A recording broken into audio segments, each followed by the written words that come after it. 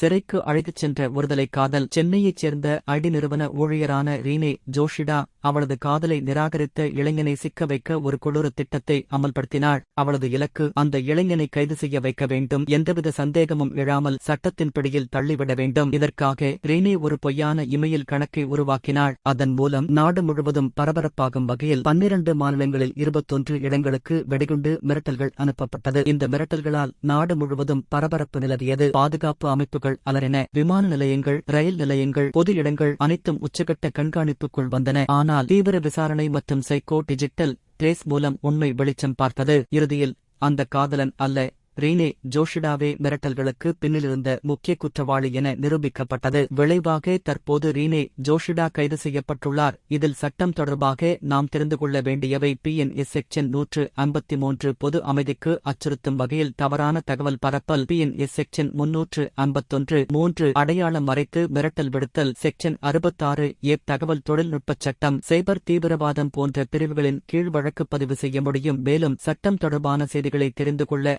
Icon legal உடன் இணைந்து இருங்கள்.